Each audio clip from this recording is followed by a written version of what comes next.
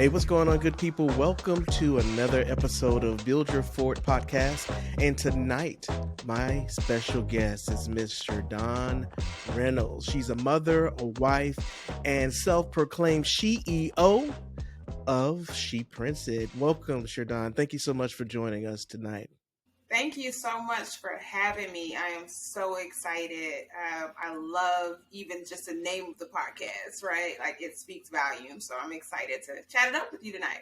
Thank you. And so I'm glad you mentioned that. So Build Your Fort is about people who are out there doing the work that they love. They've built their fort and they are making a legacy for themselves and for their families. So I know 100% for sure that is you, for one. Thank you. Since the moment that we met, you have been building your fort, and it's been such a pleasure to see you grow in the things that you have done and the money you have raised for your company. We'll talk about that a little later, but I appreciate you for taking the time because I know you're a busy woman with a family, and for you to take the time to come and talk to us tonight is such a pleasure, and I appreciate that.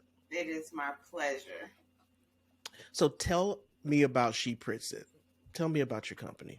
Yeah, absolutely. So She Prints It is a promotional products and branding agency. Most importantly, I like to say that it is a fiercely female promotional products and branding agency. And our focus is really just supporting the needs of women-owned, operated, and led businesses. I like to say giving small businesses the opportunity to play in the sandbox with the big boys while maintaining their unique appeal, really making sure our clients understand the power of promotional products, what I like to call the ROI of free, and how that all intertwines with building a brand that people know, like, and trust. It's my passion. It's my happy place. Most importantly, it allows me to, as you said earlier, create a legacy and set an example for my children, my daughter specifically. So it's a win-win all the way around. Which I know I've had the pleasure of meeting your daughter, and I know she's a little boss of her own, and I love the fact that you include her in the business and that you make sure that she sees what mom is doing. So kudos to you for that. Definitely a very good thing to be growing a child or children that understand what entrepreneurship is like. Absolutely, that means everything to me. Just to hear my kids tell their friends, like, "Oh no, my mom owns her own business." Oh. Or one time my daughter happened to see a teacher at her school in one of our retail shirts. And I had no idea that she had one. And she was like, "Excuse me, that's my mom's shirt."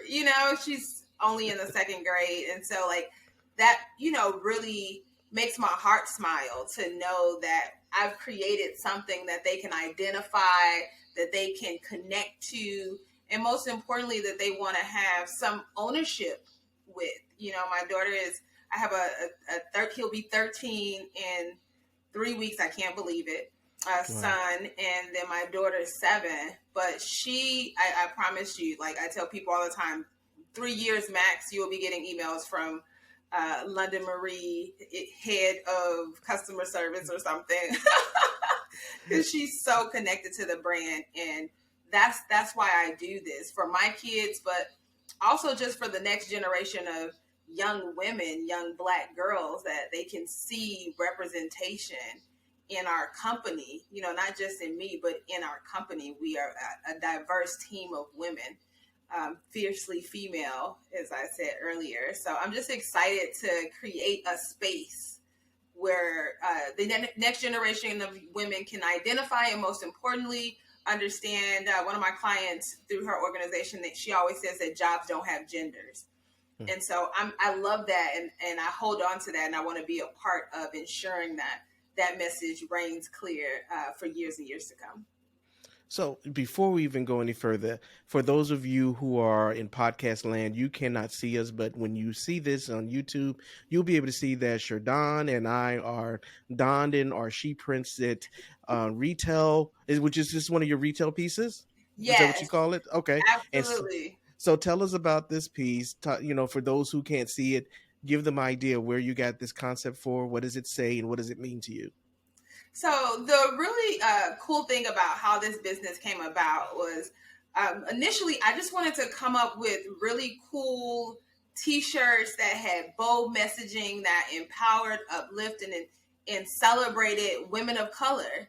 And at the time, this was pre-dropship era, pre-print on demand era. And so finding a company that could accommodate my small budget and still give me all of the wow factor that I was looking for, it just did not exist at that time.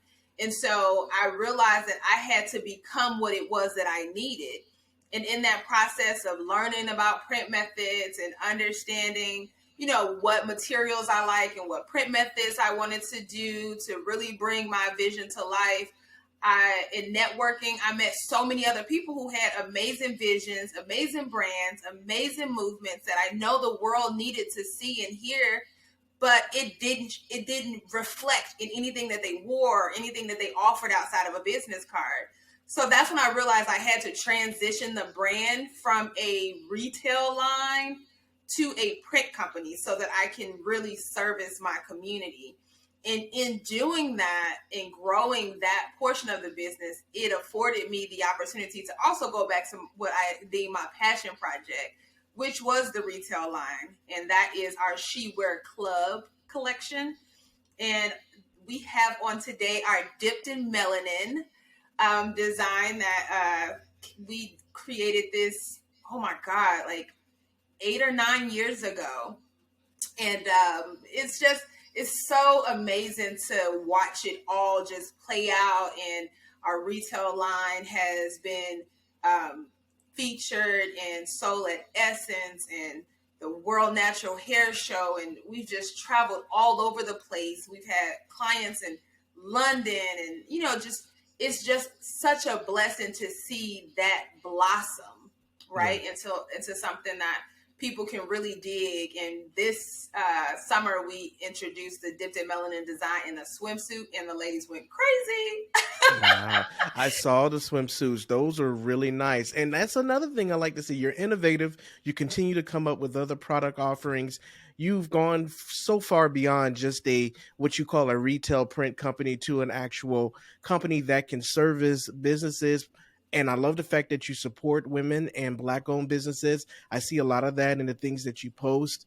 And that is an absolute wonderful thing. This is one of my favorite um hoodies to wear, and every time I wear it, I go somewhere, someone always compliments me. And I've even been places and somebody else have the same thing on, and we nod at each other and we keep on moving. But it's a community, and that's really a great thing about your brand. People know She Prints It, and whenever I see something on Facebook that says, hey, I'm looking for a printer at She Prints It, and Yeah. they come back and they say what a wonderful time they had doing business with you, and that's a wonderful thing. Yes. And if I could just add to that piece when you say it creates conversation, that was exactly what I was hoping to create in the retail aspect of the brand, right? Because I think within the Black community, but also within the sisterhood of womanhood, so to speak, there's this perception that we can't get along, that we don't communicate. And I think that a part of that is because we just don't talk to each other, right? And so my goal was to create something that, of course, empowered, celebrated, emboldened my community, but also created conversation. Because once you go out and literally, like every client that I've talked about who's had anything from our retail, they always say people stop and talk to them and ask them where they got that from. What does that mean? If there was a time when people melanin wasn't a common statement, right?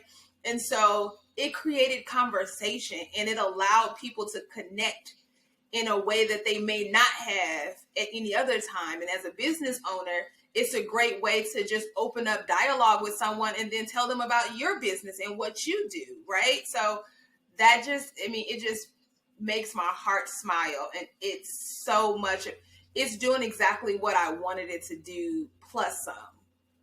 So let me ask this: was there a time that you were in corporate America and you transitioned into being an entrepreneur?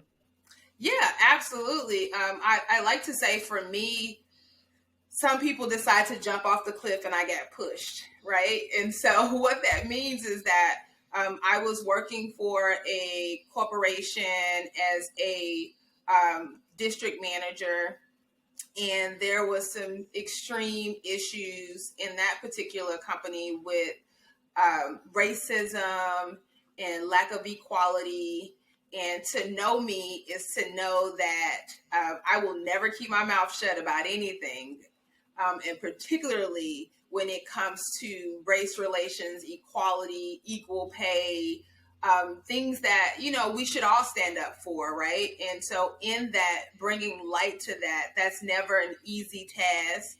And I knew the consequences of me bringing light to that, right? I knew that it may result in me losing my job, but I did it anyway because I always knew that my desires was to be an entrepreneur. So I always felt like these companies were really working for me to prepare me to live out my dream.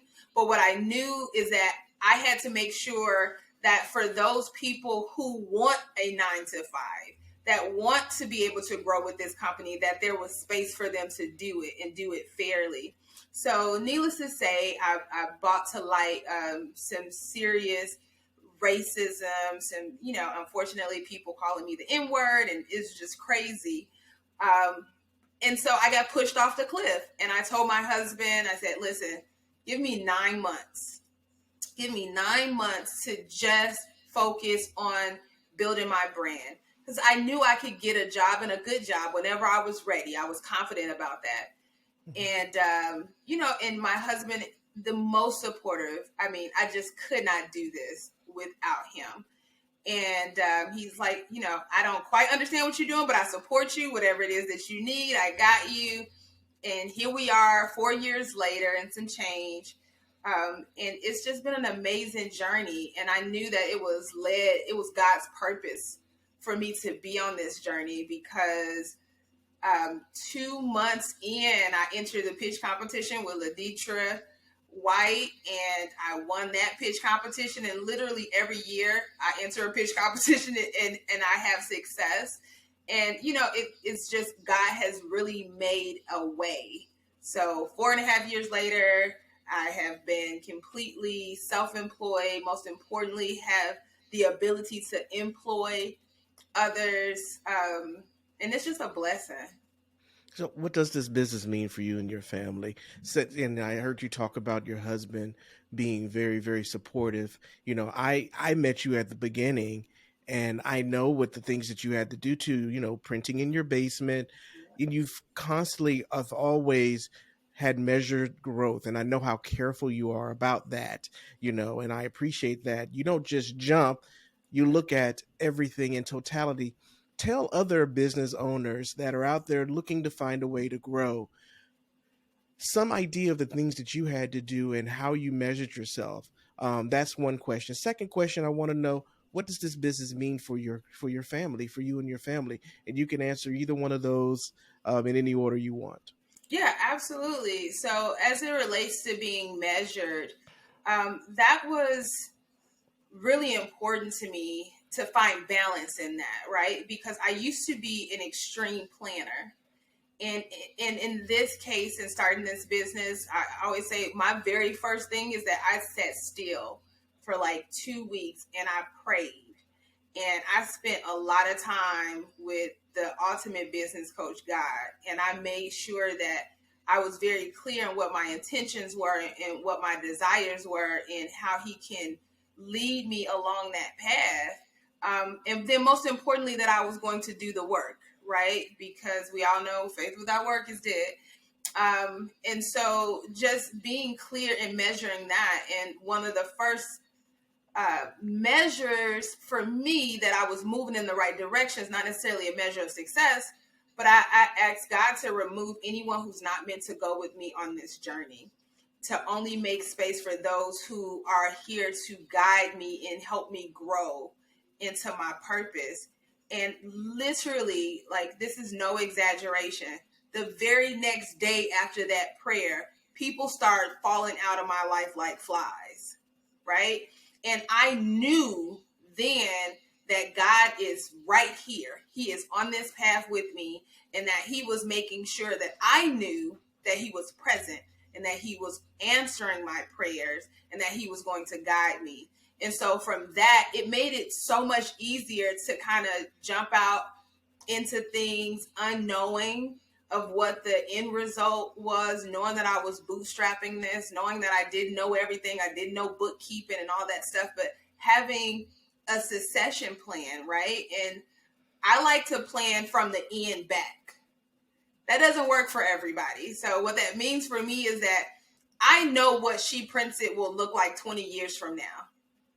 And I've planned backwards on what I need to do to get there. So the first year I need to do this in order for us to move into the second year so that we can reach that 20-year plan.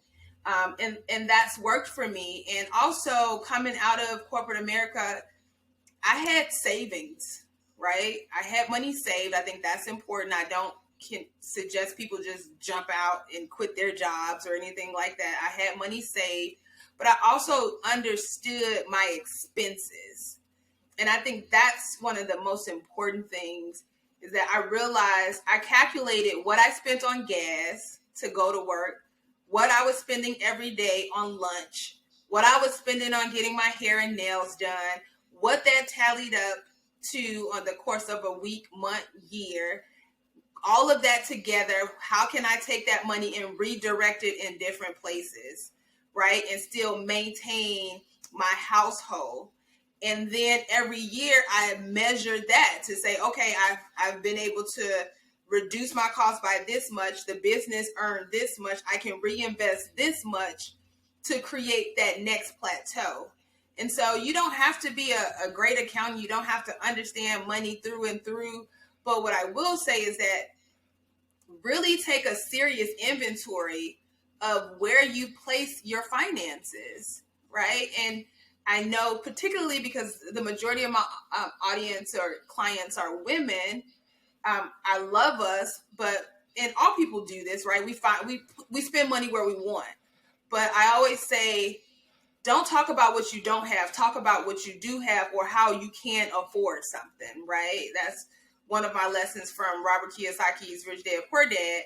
And that stuck with me. It's like, it's not that I can't afford it, it's how can I afford it? And so if you pay $100 every 2 weeks or every month for your nails, will you survive if you don't get your nails done for a year? How much money is that? Will you survive if you don't get your hair done every 2 weeks for 6 months? Can you bring that down to every 2 months of getting your hair done? What can you do with that money? Can you be without your latte every day? And can you get you a Keurig and make you some coffee at home?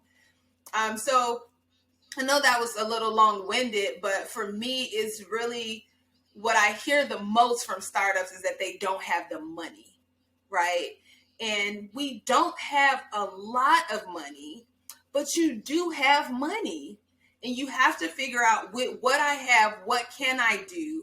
And what can I do to make that money multiply and work for me so that I can continue that and know what works, what doesn't work, repeat, wash and repeat, right? Until you get to the ultimate level of success and whatever that is for you. As it relates to my family and how that impacts us, it's everything. It really is. Like I said, my children, they're so connected to the brand. The fact that my son, although he's about to be a teenager, and yes, he still likes, the things that teenagers like as it relates to clothing and gym shoes, he's also very happy to come to me and say, hey, Mom, can you make me some things? Wow. Can you make this for me? And he's so excited to tell his friends that we made this. And I helped him and my daughter start their own t-shirt and crafting line as GLM Crafts and Tees. And, they were doing videos and, the goal was for them to teach young people how to create their own t-shirts and just craftable things. And I just love that they see another opportunity, whatever it is they choose in life. They know that entrepreneurship is an option. And it's not that I didn't know that, but when I was younger, because my dad owned hair salons and a true jack of all trades, he's done a lot of things. He's been self-employed. I was taught self-employment and creating my own income. And now I get to teach my kids how to create income for others, right? And then they'll be able to teach their kids how to create wealth for others. And it'll just continue to grow, is my hope. And my husband is the most laid back, chill, supportive guy on the planet. I just can't imagine doing this without him. In those long nights or traveling, and I'm vending, and so much of this has been labor intense for me. And he's, I call and I say, I'm on my way home. It's been a long day. And I know that I'm going to come home to dinner ready, bath water ran. It's just, I mean, he's the ultimate husband and dad. And so my greatest goal and desire at this point, aside from creating a legacy for my family, is really to retire my husband, because he deserves it. He does this all with no complaints. There's times when he's responsible. He comes home from work. He goes straight to doing homework with the kids. He then cooks dinner. He gets them ready for bed at night, because I'm working long hours building this empire for us. And so that's for me. That's when I can really just take a deep breath, when I can retire him.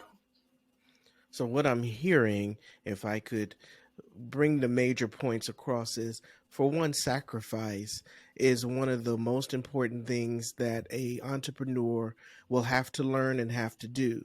Like you mentioned, redirecting your funds somewhere else so that your business can survive. If Yes. that means, like you said, making your own coffee, if that means cutting back on getting your hair and nails done, whatever it is, that if you care about this business and it's something that you want to be fruitful, you may have to sacrifice. Not may, you're going to have to sacrifice. The next thing I'm getting from you is the involvement of your family in creating a legacy, and the fact that you're teaching your kids that, you know, we can make what it is that we want. We don't have to go to the store and buy it.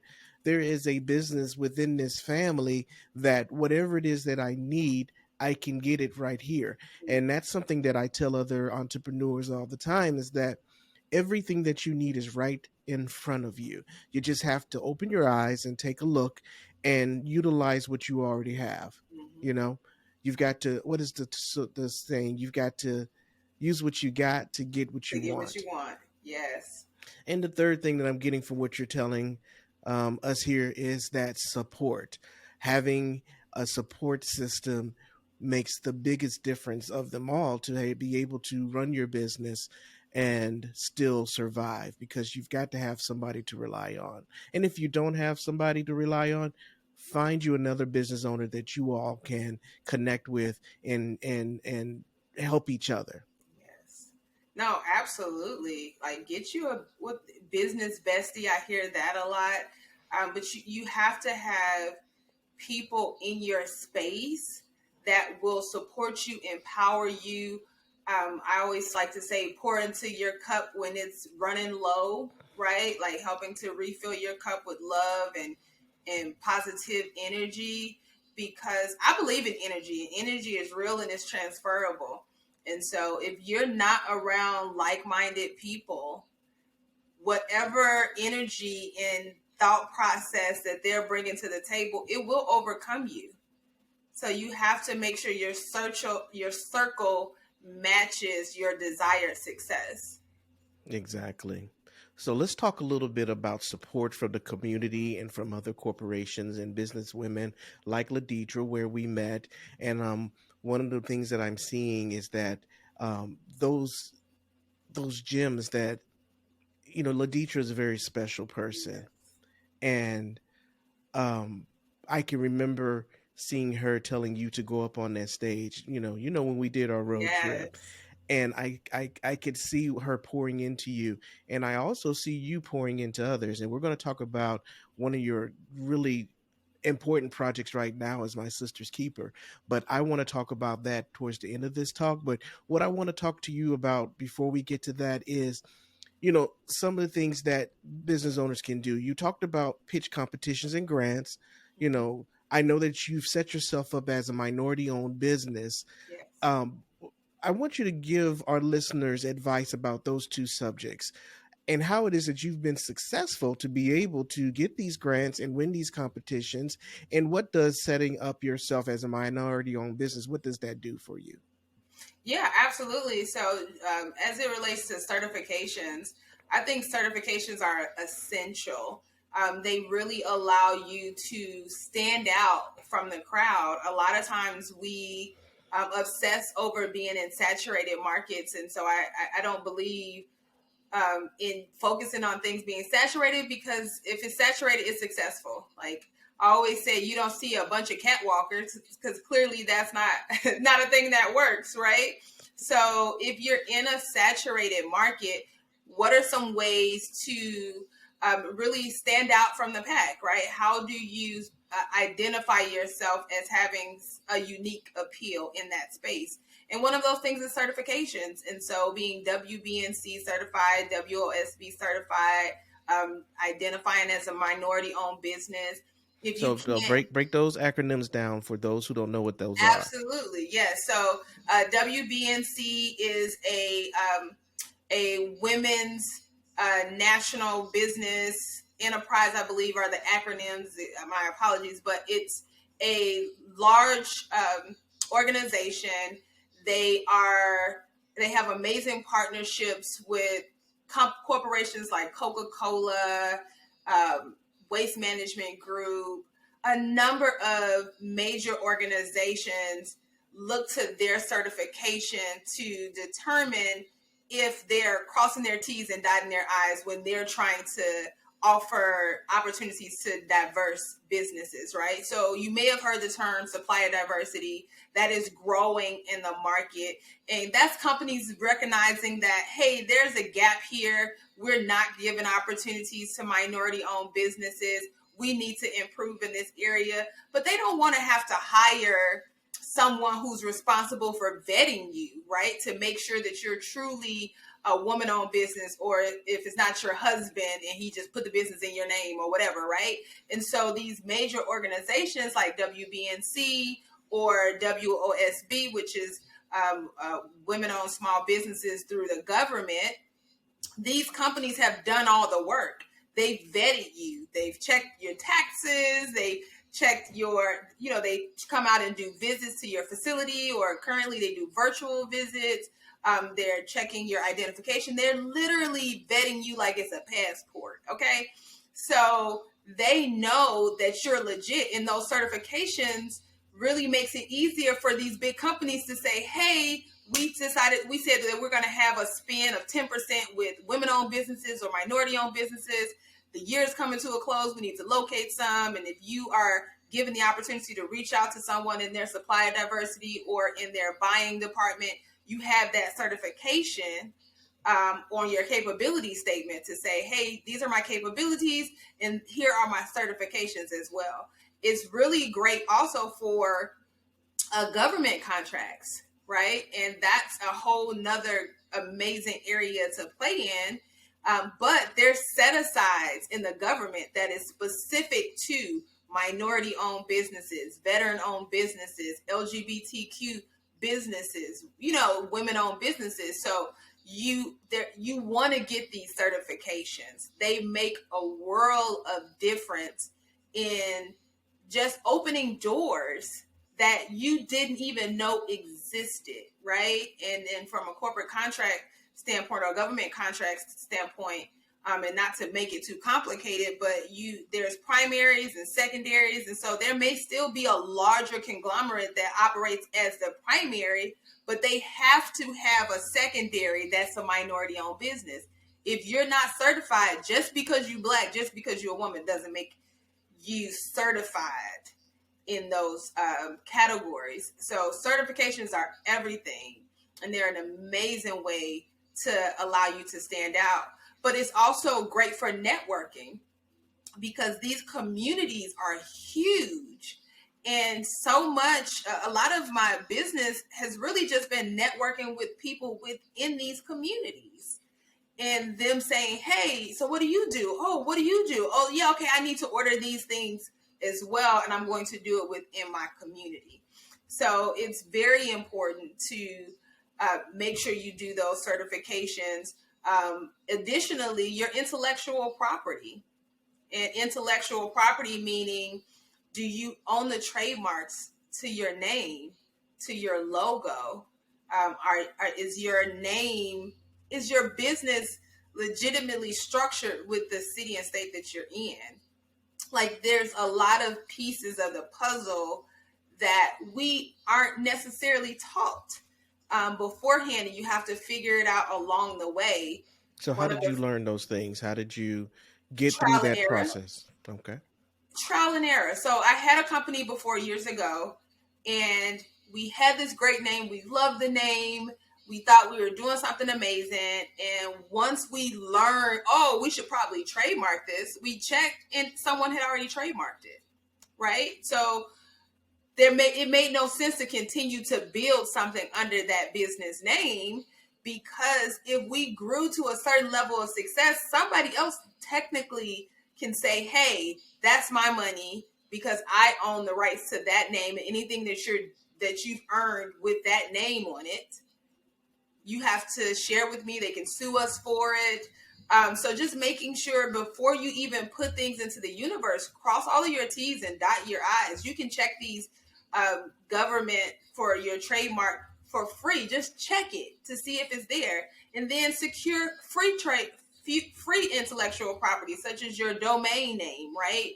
You can trademark in your city or state for a lot less than the federal. It's not a U.S. protection, but it at least protects you locally. And that's usually like 25, $50, right? Set up your business. That's about $150, depending on what city and state you're in. So again, that's where we talked about earlier, just reallocating those funds, redirect that money to protect your property. You wouldn't leave your front door unlocked to your house every day. Or just leave it wide open for anybody to walk in and out of it. You want to protect your property and what's in it. And it's the same thing with your business, because your business is your baby. So you want to Exactly. protect that in the same way that you protect your children from harm. You are 100% right. And it's so easy to skip those steps and all the excitement of starting a business. But those are the foundation things that you must do to protect yourself. And I know you've done those. And thank you for sharing those tips with our listeners.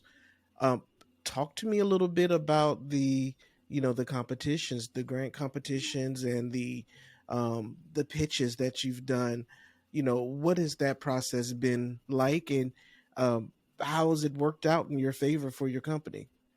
Yeah, initially it was scary, foreign. Um, as much as I love celebrating other people and empowering other people, it was very hard for me to talk about how awesome I am. Like, to Mm. just speak to my strengths alone is not a comfort zone for me. And so just really learning how to say, hey, it's not about you, it's about what you can create for others if you get these opportunities.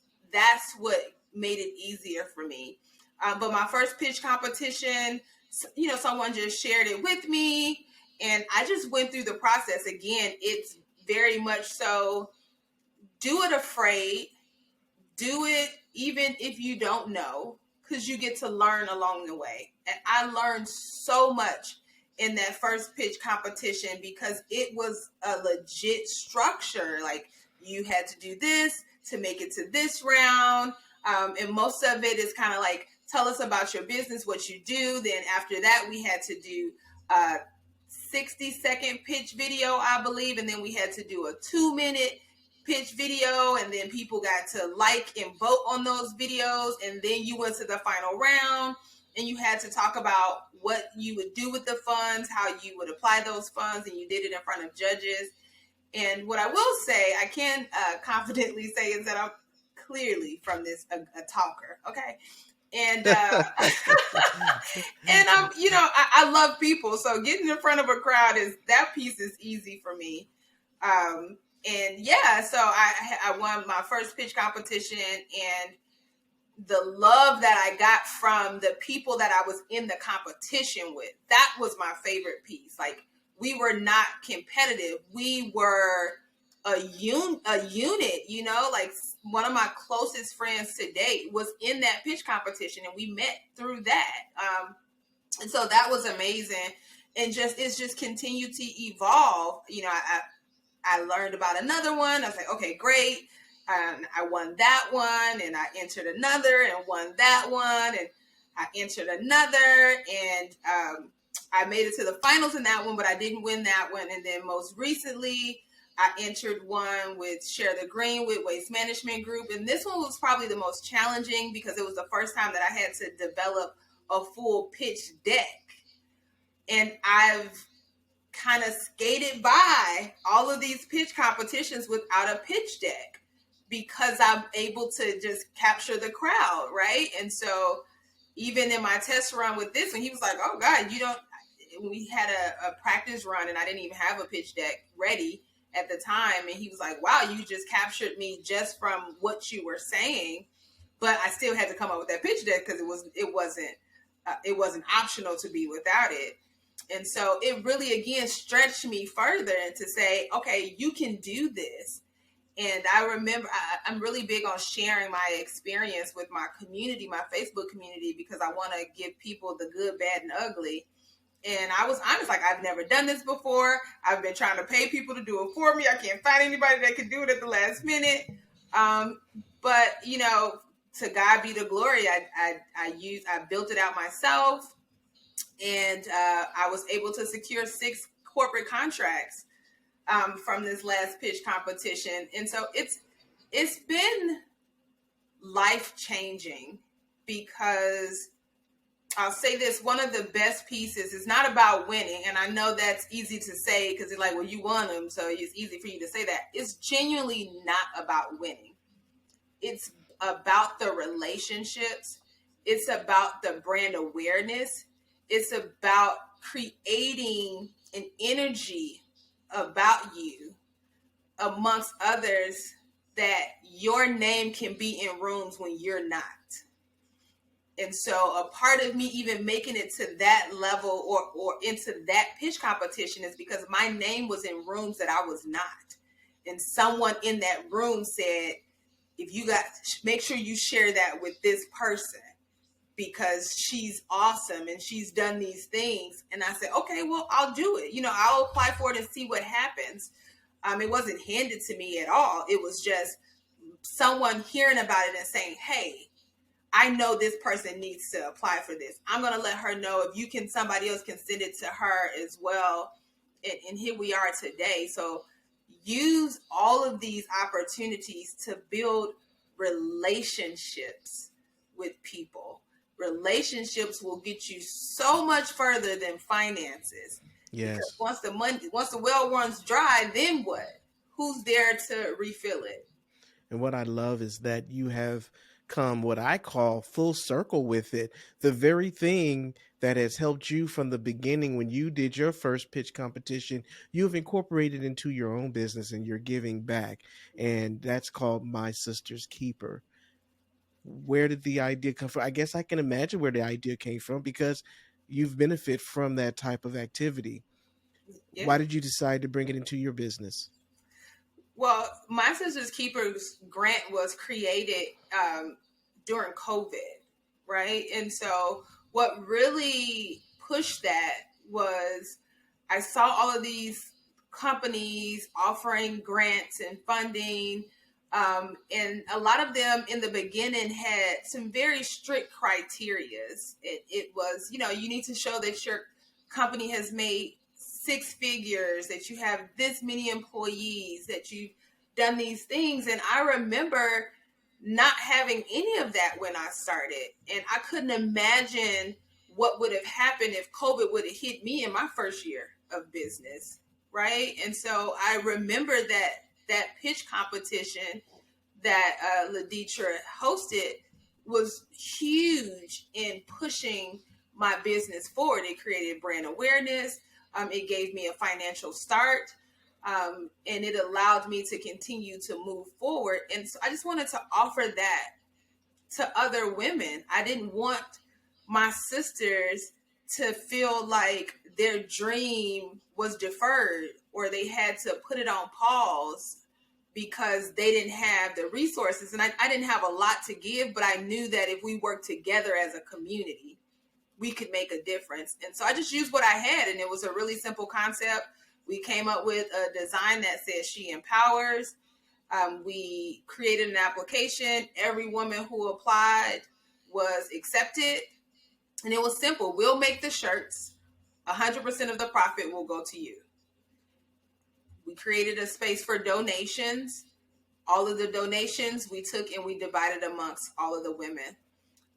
But one of the things we did with that, because I don't believe in, like, you have to do work, right? I don't think that people should wait around for someone else to give them something. And I also don't believe that most people want that anyway. They want to earn and work for what it is that they have. And so what we did was that whenever someone purchased a t-shirt, there was a drop down and they could select the company that they wanted to support. And that for us was saying, okay, the company that was selected was because they have done the work in getting their name out there and telling people about this grant and asking their communities to support them and empower them along this journey. And so that's how we did it. It was their job, along with ours, to push it to their communities, ask them to purchase it, and 100% of the profits went to that particular business. So each woman got a different amount. It was whatever went into the group pot was equally divided amongst everyone, but what you created for yourself is what you got. And some of those women just really took off. One of the companies that really stood out for me, I mean, she had several t-shirt orders coming in every day. But that spoke to what she's created. And she was 1 year in her business, but people saw her, they believed in her, they supported her, they wanted to empower her. And then they got a dope t-shirt to highlight what they were putting back into the universe, right? And they get to hold that close to their heart forever. And so I'm excited. We're going to we've decided to make it an annual thing. We're going to do them again in April of 2022 with our first inaugural She Awards. And my happy place is giving back and empowering other people. That really just lights me up on the inside. And so I'm excited to be able to do it again and hopefully do it bigger and better. This year's goal is to at least give $5,000 to each woman, because that's how much I won in my first pitch competition. And so I just want to duplicate that opportunity. Wow. The power of someone helping you has empowered you to help others. And that's why I love you. You are so special. You are so blessed. And I thank you for taking the time to speak with us. There'll be more information in the show notes about your company and where they can go. And they can also purchase these t-shirts and help other small businesses in a time that small businesses are hurting most during COVID. So, Cher'Don, any last words you have for us before you leave? I mean, other than first and foremost, thank you. Thank you for creating this space where business people or just individuals in general can share their dreams, their desires, what they've created, and what they're putting into the universe, right? Each one teach one, and you given the platform for us to do that. You know, I celebrate you and I thank you for that. And most importantly, I just want people to know that you have a support team. You may not even know who they are, but I'm cheering for you. I see you. I believe in you. I celebrate you. I'm here for you. I'm sending you great energy and vibes. I'm making sure that my whole crew is cheering for you all the way to the finish line. Just don't give up on you, because it's bigger than you. What you're creating in this world will change the lives of many if you just don't give up. So keep pushing, keep building. As he said, build your fort and leave a legacy. I couldn't have said it better. Thank you so much, Cher'Don. Thank you, love. You work hard all year long, so why not get more for your money at Experamax Midtown Atlanta? Looking for a MacBook Pro, iMac, or iPad? Don't pay full retail prices at the Apple Store when you can get the same quality products without the premium price. Experamax in Midtown Atlanta is your Apple headquarters, with everything from Apple desktops to laptops, watches, accessories, and more. Get the peace of mind you deserve and buy with confidence, knowing that all of Experamax certified pre-owned products are put through rigorous testing to make sure they deliver the reliability and dependability you demand. Experamax Midtown Atlanta makes it easy and affordable. Plus, you can trade in your old devices and get an offer right on the spot. So shop smarter and save money only at Experamax Midtown Atlanta.